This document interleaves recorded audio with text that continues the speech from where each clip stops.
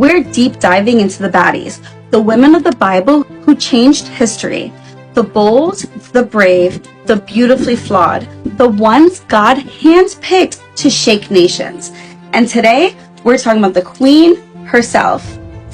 No, not Beyonce, Esther. But before we get into it, make sure to hit follow because we're deep diving into the real stories behind the women that have been anointed to move history.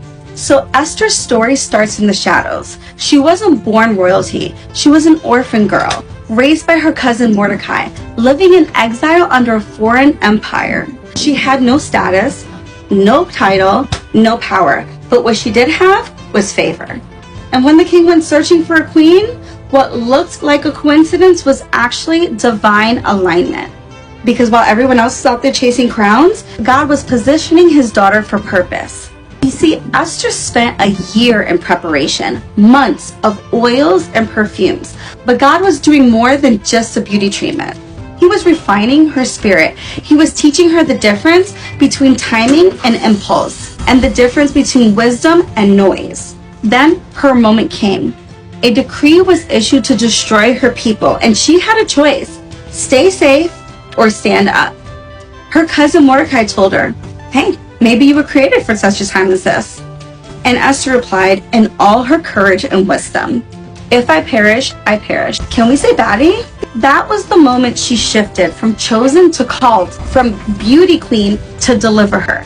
And she didn't storm the throne room. She fasted, she prayed, and she approached the king with grace and strategy. And because of her obedience, an entire nation was saved. Here's what Esther teaches us. Number one, she teaches the importance of preparation before promotion.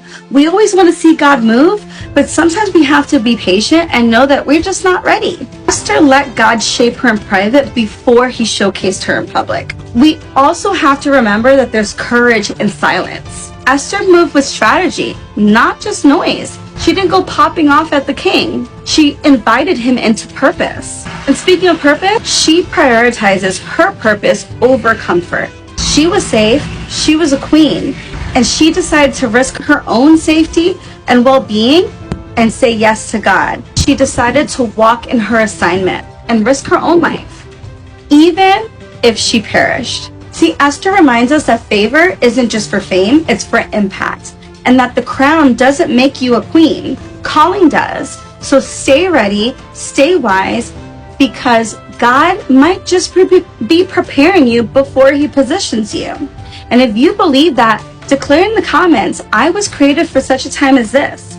And every Saturday morning at 9 a.m., I'll be on live deep diving into the baddies of the Bible. Stay tuned for next week when we talk about Rahab the risk taker.